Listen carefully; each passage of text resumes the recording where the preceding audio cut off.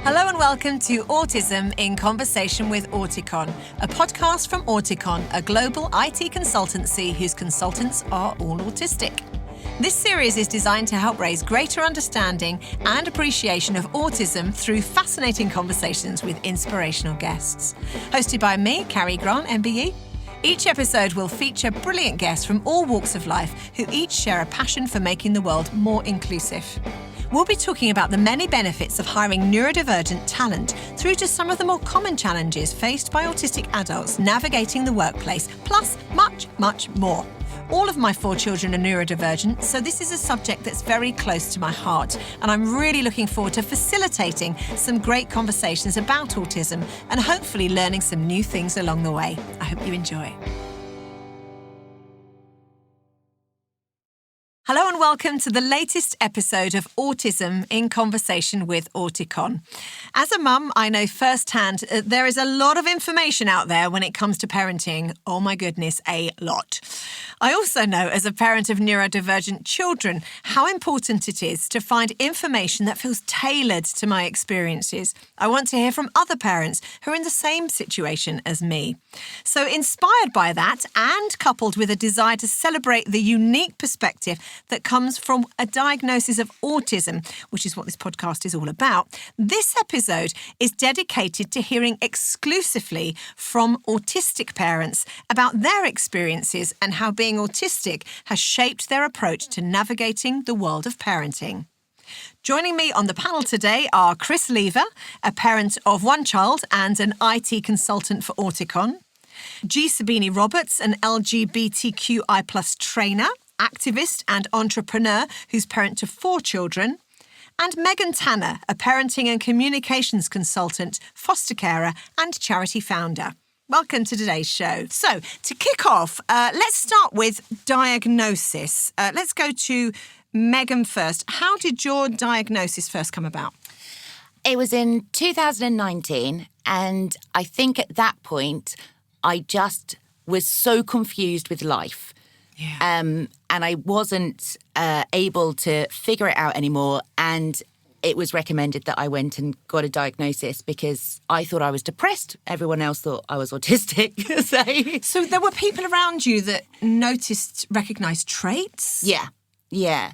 So communication skills, me misunderstanding quite a lot of conversations, not recognising sarcasm or phrases and the way things are put, and also just finding neurotypicals sometimes a little bit tricky to...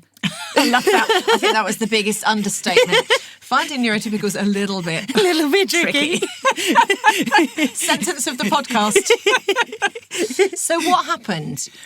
Did you go and get an assessment straight away? Or? Yeah.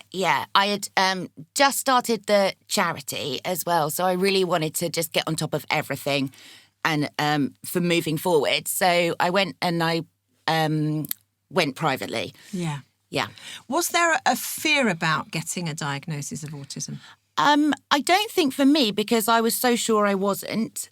Although other people had always said you do have Asperger's, like doctors and my family and friends, they were all very sure that I had traits. I was more convinced that I was depressed. Yeah. So I just thought, well, if I do this, I'm not going to be autistic, and then I can get some antidepressants because I'm depressed. Right. It was like, I was wrong.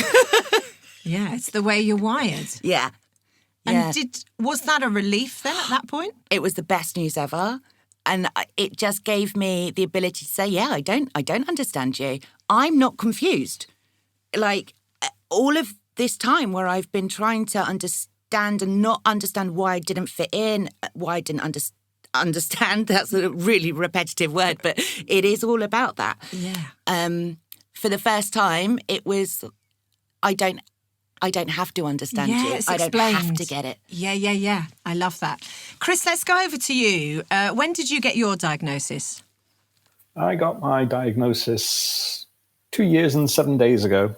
Wow. So, the fact that you can say 2 years and 7 days suggests to me it was quite significant.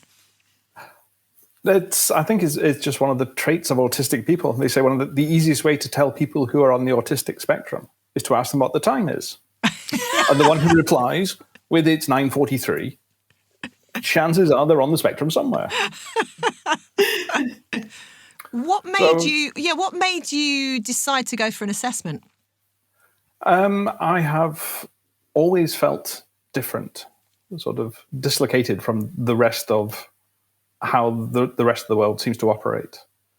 And at the time, Auticon were looking for consultants in Scotland, and they mentioned autism.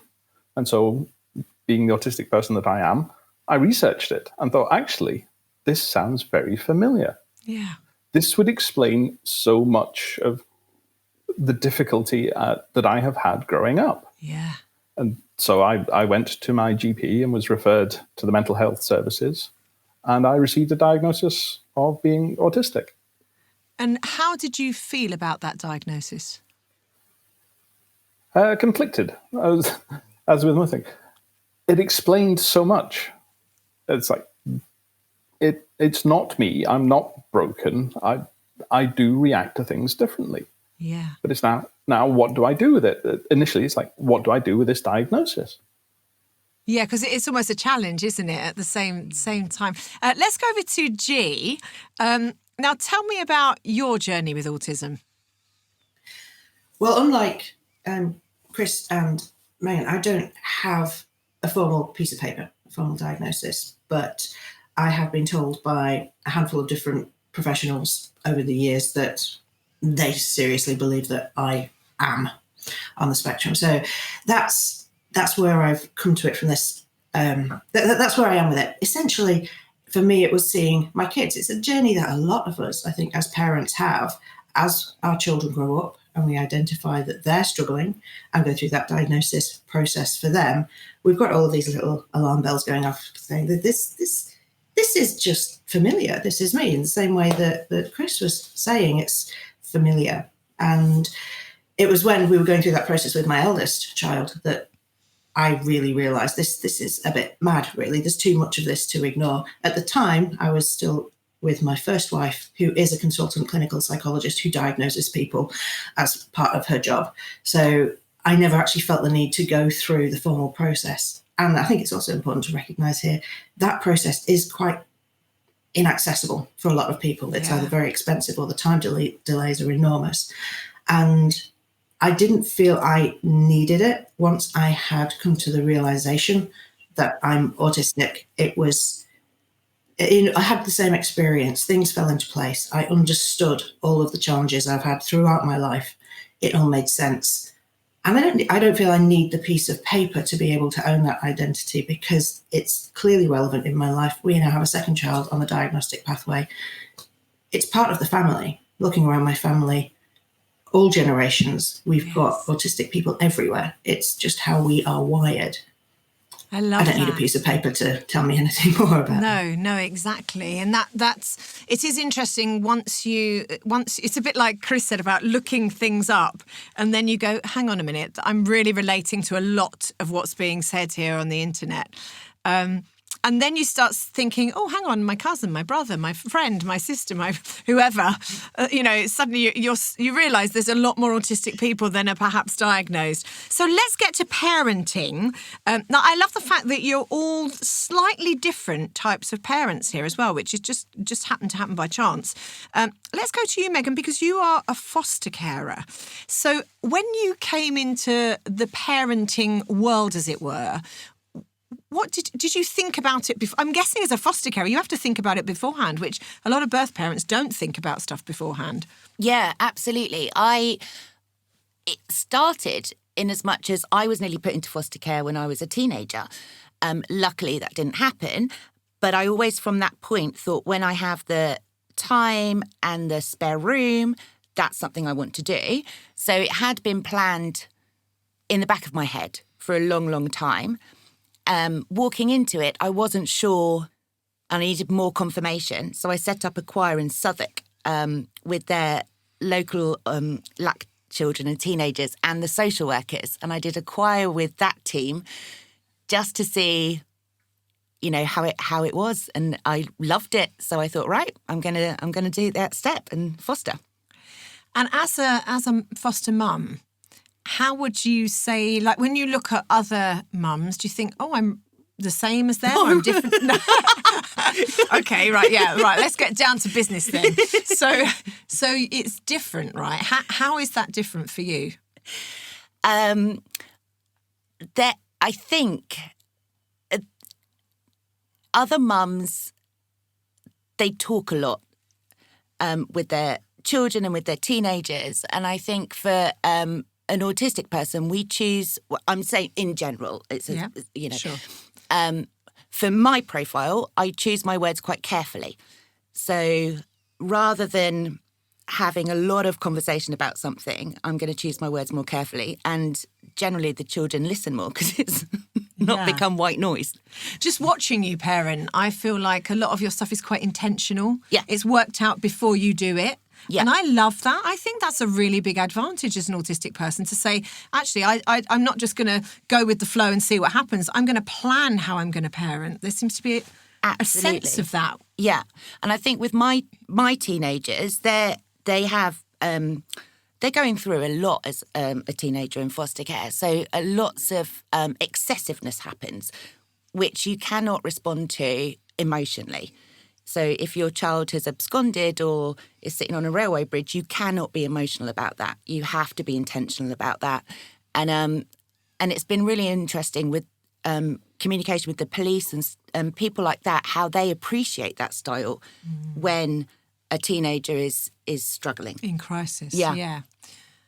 I love that. I love that you're able to do that in that way. That's really helpful, I think, for all parents to know that. To take a step back a little bit and not take things personally, just to be able to not be so invested in the drama, but understand that you're there to help what's going on rather than be involved in what's going on. Yeah. And for you, Chris, how has it been? You've got is it a daughter that you have? I have a daughter, yes. Yes. She is... When you were about to become a parent, did you think about, this is the dad that I want to be? Yes, I suppose is the quick answer to that. I had examples from my parents of how my father had, and I looked at it and said, there are good bits and bad bits, just like every other parent. And which bits do I want to take forward to my child? But I got my diagnosis late in life. So Phoebe, for the first 13 years of her life, I was her parent rather than her autistic parent. Yeah. Do you think being an autistic parent makes you a different kind of parent? Yes. Like Megan was saying, a lot of it is very intentional. Like Megan, I use language quite precisely. I've been called pedant on a number of occasions. I feel like there's such big alarm bells ringing for my husband right now. Every time Chris says something, I'm like, this is exactly what my husband David would say. And G, for you, now you've got a blended family, haven't you? So how has that been? Tell us what it's like anyway, being a parent, as an autistic parent.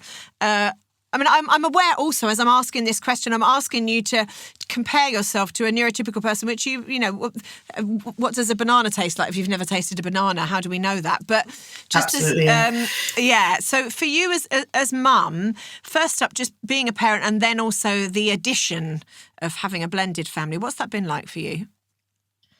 It's been beautiful, ultimately. I think just to go back to your point earlier, as a queer parent, also becoming a parent was very intentional. It obviously didn't happen by accident. We have donor-conceived children. The first two children, my elder two, I gave birth to with the help of a sperm donor with my previous wife.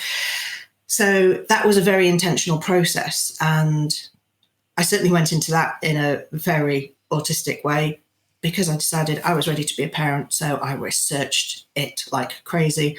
I ultimately went on to become a doula for 5 years because I was so focused on the pregnancy and parenting and baby journey. It became my special interest, and that was my world for those first few years of my parenting. As soon as my own kids had come out of that, I then didn't feel any desire to be a doula anymore, which is quite interesting. So there was that intentional aspect. And then blending a family, one of the things that's really interesting in our situation is we are pretty much all neurodivergent, but we are neurodivergent in different ways. So myself and my 2 biological children are on the autistic spectrum, and my 2 stepchildren, although only one of them is diagnosed, are pretty definitely dyslexic. So we've got quite a range of interesting brains within the household, all of whom are different to most other people. So as a blended family, it's been quite beautiful, because I do think as autistic people, we don't tend to make assumptions. We don't believe that things should be a certain way. We see things as they are, and that's how they are, and we crack on and live with them as they are and work with it as it is. So in a way, I think it's been easier adapting to life as a blended family, as a family with multiple different types of neurodivergence within it, because we're not grieving for something that we thought we were going to have that we haven't got. We're not expecting anything other than who we are, which is lovely, actually. I love that, being able to show up as who you are in your family. Now, that's something that many families, all kinds of families, including neurotypical families, would say they don't have.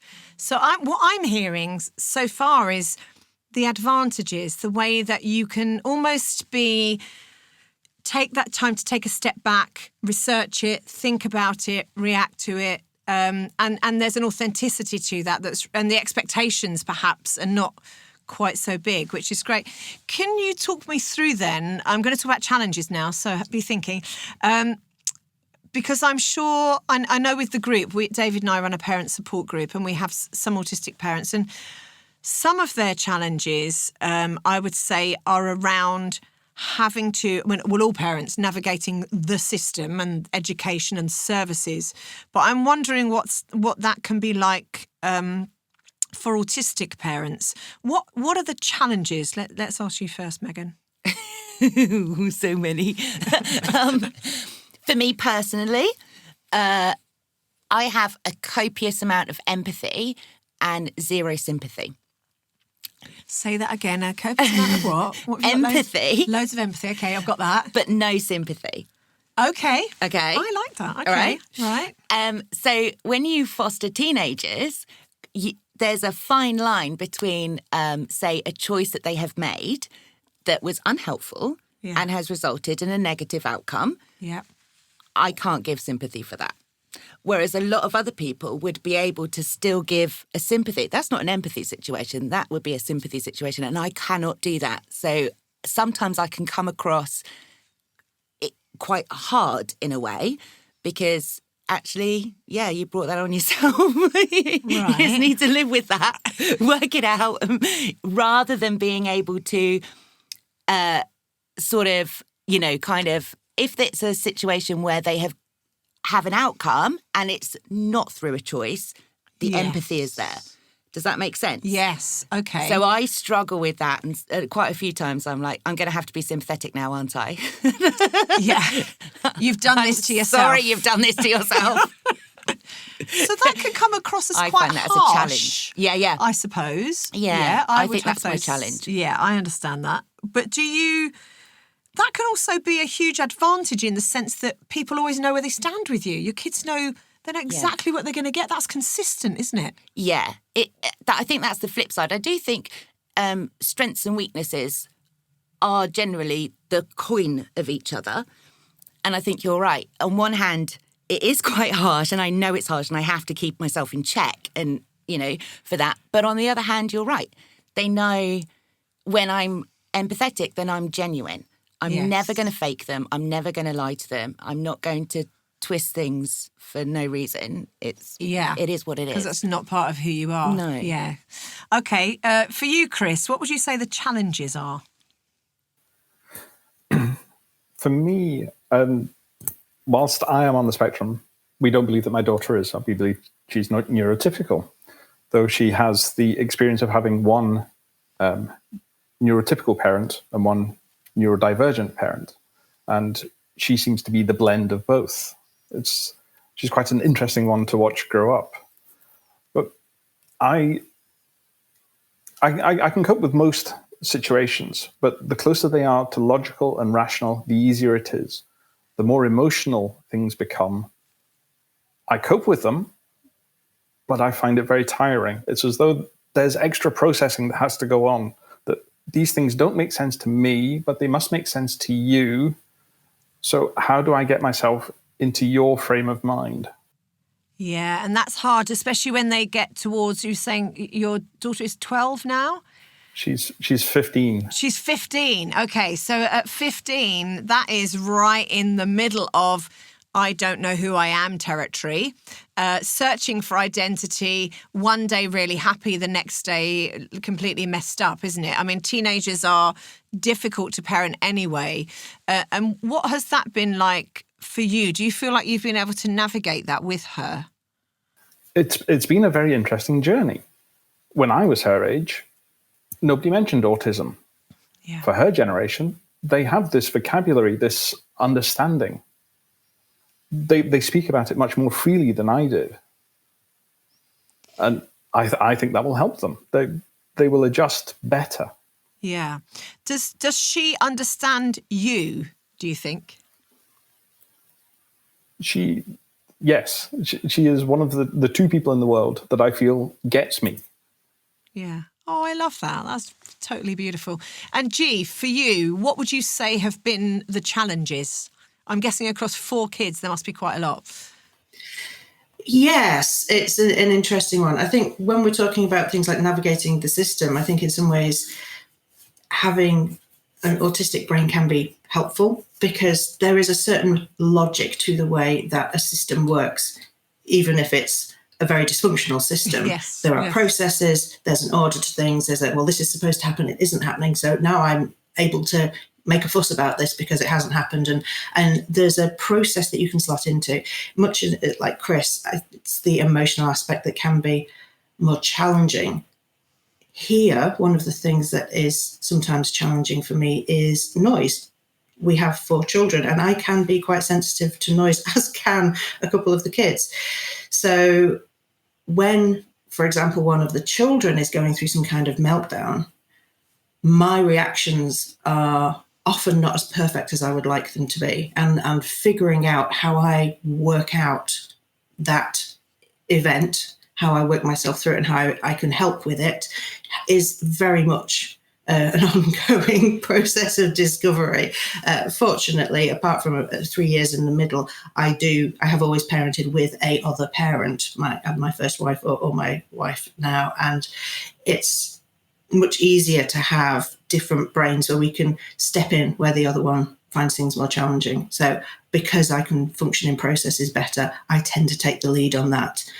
I don't always take the lead on dealing with emotional fallout with the children, although I can do. And interestingly, I'm developing a very interesting relationship with my stepdaughter, who is 7 and is going through that typical 7-year-old pushing boundaries.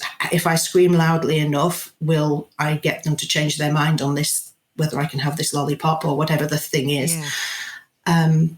And it's quite interesting here as she and I work out how collectively we navigate that. And I apply or attempt to help her to apply autistic logical processing to her emotional responses to get a better result as to whether or not she gets the lollipop or how much she may or may not distress other members of the family. So it's an interesting one. It really is. I think there are, as in all things, strengths and weaknesses on this one. Yeah. I do like this idea that actually we could pass on some of those things that will be considered to be autistic qualities onto our children.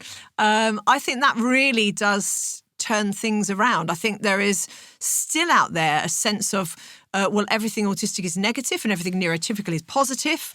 I love this idea that we can take something that's essentially an autistic trait and say, that would be a really good thing for that neurotypical child to have as a suite of their characteristics. Let's try and build that into them. What do you think, Megan? 100% I agree with that. I mean, being typically autistic, I think everyone should be autistic. The world would be a lot better. A lot more straightforward, wouldn't it? So, no, I 100% agree. And so let's talk a little bit about the amount of, especially these days, I would say there's probably more than there's ever been, the amount of information that comes at us that tells us how we should parent. And everyone's got an opinion to an extent where even people like you, Megan, now you actually train other people in all this stuff that you've learned. How are you with all of that information coming at you? Does that make you feel like I can't possibly achieve this, or is it just hard to process all of that? How do you cope with all of that coming at you? For me personally, I struggled for the first 5 years of fostering because we had all the training courses and there was nothing valuable for parenting, and I sucked. I was the worst parent. I didn't like myself parenting. Didn't know what to do, and I wasn't finding anything that was helping. So it was actually you who changed my life with this. You mentioned looking into MVR, which is non-violent resistance. Non-violent resistant parenting, yeah. And it is absolutely fabulous. It's logical, it's simple, it's connection, and but also acts of resistance. So you don't have to lose your proverbial. You don't have to get emotionally invested into this. It gives you that right to parent really, really empathetically and structured. So for me, it was just really easy, and it was literally overnight. I can take a new concept and change, whereas I think quite a few neurotypicals take time to... That's really interesting what you said there, because I'm really resonating with this concept of being given a structure. What I also like about, I mean, there are lots of different types of parenting things out there, and non-violent resistance is one of them that really works with fostered and adopted children. But what I would say is that being given, okay, this is how you do it, that's really helpful, isn't it? Yeah. Here are the rules. This is how it works. Yeah. But it's also flexible. There is a sense of flexibility with that particular style of parenting. I like that. I see. So that could be, that's a real advantage, isn't it? Definitely. And I think as well for neurotypical parents, they're judged. They're so focused on what other people are perceiving from their parenting and from their children and everything else. And I think, luckily I don't have that. I can forget to put my child's shoes on and walk around Tesco's and not even think twice. And my mother is like, you did what? And I'm like, I forgot. So I think a parenting style that is just logical and kind and easy to follow is such a helpful tool for a neurotypical parent. Yes, I can't agree with you more. How about for you, Chris? What do you think about all the teaching that's like, this is what you're meant to be as a dad? Do you find that helpful, or do you just think I just can't even be that at all? I think it's the second one. We're given so many examples and expectations, and I can't live up to them. Yeah. And so you go through a phase of, I'm a failure. I'm not doing this right. But all I can do is I can be me, and I am logical, and I am consistent, and I do what I say, and I follow through, which is a great lesson for parents. If you consistently follow through, your child will learn that when you say something, you mean it. You will do it. I love that. That's really good. The consistency, and there's a lot to be said for being a logical parent, isn't there? I think that's something that's really coming through this. How about for you, G? From an information overload point of view, I would say, certainly from my experience, it's probably been easier to at least take in information. Taking in information has never been a problem. It's then figuring out which bits to apply that can be more challenging. However, as autistic people, we've lived a lifetime of not fitting in, and at some point having given up trying to fit in, whether that's coincided with when we've had some kind of diagnosis or understanding about our own neurodivergence, it remains to be seen. But it's that sense of, actually, I don't need to fit this. I've never fitted this. I've never fitted any of these things, but I'm still here. I'm still doing stuff, and actually it's going to be okay. So I think I found it a lot easier to let go of things like I should be this or I should be that, because I've spent my whole life being told I should be this and I should be that, and I haven't been. And I no longer care that I am not the things that the textbooks say I should be, because I'm all the things that I am. And those things on the whole are pretty good. When you balance it all out, it works out. So I'd say, again, it's another situation where autism for me has made it easier to recognize when I don't fit a textbook and be able to step outside of it. Certainly applying those logical rules has been brilliant, and I've learned a lot from absorbing all of that information. But how I apply it is usually not quite the same as other people may. Yeah. And that's okay. Yeah, I love this. I feel like I'm really learning loads just from listening to you, because there's a kind of synergy between what all three of you are saying, which I wasn't expecting that to come up, that's really good. Now, because we're thinking also about work with Auticon, it's a lot of that is about putting people into work. So leaders, I feel like there's a really strong connection between leadership and parenting, and good parenting, that kind of parenting that really kind of hits the spot, particularly when you've got complex situations going on, which all three of you have got in one way or another. So what do you think leaders could learn from parenting, from what you've learned about parenting, Megan? Brene Brown's quote, "Clear is kind, unclear is unkind." Clear is kind, unclear is unkind. Okay. I think leaders, and in the workplace, it can get quite twisty and toxic and double speech. Is that the right word? Yeah. With agendas and what do people really mean? Yeah. It's better to give it and say it than to be difficult in how you're communicating. So I would say communication. Yes. For parenting and leadership. Yes, whether that's small talk or manipulative speak. Obviously, in offices, people can be really manipulative, and if you're missing out on all of that stuff or not understanding what does that person really mean, yeah, I get that. That can be really difficult. So, kind is to be clear. Yeah, clear is kind, unclear is unkind. Parenting and leadership, I would say. I love that. Okay, Chris, for you, what do you think leaders could learn from autistic parents? I think a lot of leadership, or the way that leadership is taught, no longer applies to the modern world with knowledge-based workplaces, the kind that I work in. Having that command and control structure doesn't necessarily work. As a parent, I try and lift up my child to help them develop to become all that they can. A good leader should do the same. I love that, Chris. That's very much the old style of leadership was hero leader, where they kind of led by stealth at the front and everyone just followed on if they could manage to keep up. Whereas now it's much more about being a coach, that sense of being an example, being kind. I love this. You guys are saying such good stuff. And G, for you?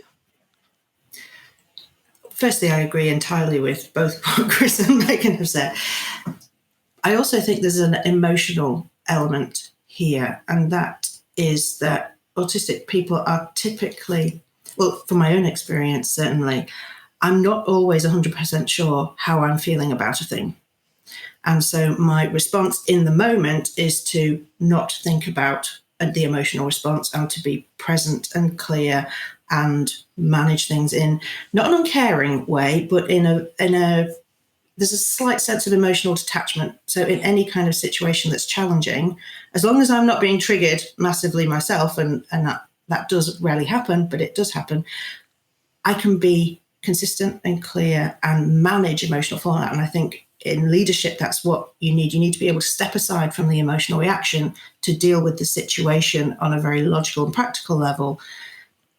And then from an autistic's point of view, we can deal with the emotions later. When we've had time to process and work out what we feel, then we can figure out those emotional reactions. Now, I know that doesn't work for everybody. It's a very autistic response. But I do see it working well within the family, and I do see it working well in the world of work. Good leaders are ones who are not having their own emotional reaction when they're dealing with something challenging. Yeah. And that is something really significant that I think we can all benefit from. Yeah, I sometimes have that thing. I have quite a few autistic traits, and Megan's now laughing at me. Yeah, I definitely have quite a few. Yeah, you do. But one of them is certainly that it's 2 weeks later that I get hit with the emotional response. Does anybody else get that? I don't necessarily get hit with the emotional response in the moment. It's 2 weeks later. I'm like, that really hurt. Yeah. And it's a long while to wait for that to catch up, right? Absolutely. Yeah. I swing between having that response for the very serious things and then the minor things. I will have the most epic autistic meltdown you've ever seen. All the emotions and the drama. Because they haven't got the right cabbage in Asda. Oh, my days. Watch me meltdown. And then it's something serious, as you say. It's like 2 weeks later. Yes. Wait, did that just happen? Yeah, where does that emotion belong to? Oh, that belongs to that thing that happened 2 weeks ago. Okay, final question, because I'm always aware that the neurotypical world is always offering the autistic world all this really nice advice. I've got some advice for them. This would really help you. Okay, well, just jump in, guys, starting with Megan. What have you got to say? Stop it. That's what I've got to say. Please stop. Unbelievable. I mean, the arrogance, right? Really. I just, it surprises me all the time how, let's do some autistic training for our company and the neurotypical's going to do it. All right, good choice. I just don't understand. But I think a lot of times everybody just needs to, it's just quite overwhelming. I find them quite overwhelming and they don't use their words well. Like they'll say things like, I heard about Autism Acceptance Week. Yes. And acceptance, if you look it up for the dictionary definition, is like, kind of vaguely acceptable. Tolerated, like substandard in a way, it's not. And I just thought, this is not... An autistic person wouldn't have chose that word. This is difficult. I find it, just need to stop. Yeah. Okay, start listening. Yeah. Start listening. And for you, Chris, is there anything you would like to speak back to the neurotypical world in terms of parenting, maybe? We're trying. I am trying. I have strengths, I have weaknesses like everybody else. And sometimes it takes me a while to catch up with everybody else. And sometimes I need time and space to process. And that's in work, that's in parenting. And the better that people know me, the more I am given that space, the better answer I can give. I love your answer. Thank you so much for saying that. I actually think there's something to be learned from that. Yeah. If we all took a little bit longer to find out what we think, how we want to respond, being measured about it, I think that would be a better world. And for you, G? It comes back to sharing at the end of the day. There are huge benefits to being a parent as an autistic person. There are also drawbacks. There are also huge benefits to being neurotypical as a parent. And we should be talking more. We should be learning more. I love the fact that I co-parent with non-autistic other adults because collectively we offer a parenting experience to our children that is deliciously rounded and can meet them in all kinds of different ways depending on the needs in the given moment. And I'd love to see more of that in the world where we're all sharing our skills and our ability. I would love to learn some more neurotypical ways of parenting as well as pass on some particularly autistic ways of parenting, because we never stop learning and we can keep learning from each other as well as very much from our children. Chris Lever, G. Sabini Roberts and Megan Tanner, thank you so much for being with me today. I feel like I've got so many takeaways. I love this concept of intentional parenting, logical, consistent, clear. All these words are such great words and you've given us a lot to think about. So thank you so much for being with us. Thank you so much for listening. We really hope you enjoyed this episode of Autism in Conversation with Auticon. This episode was recorded in April 2022 and contributors are using community preference language at this time. Recording and production was at Strathmore Studios in Clerkenwell, London, and it was engineered and edited by Billy Godfrey, and music was by The Lethargies. If you'd like to know more about the podcast, would be interested in applying for a job as an Auticon consultant, or would like further information about how Auticon can help support your business, please visit auticon.co.uk. That's all from us this time. Bye for now.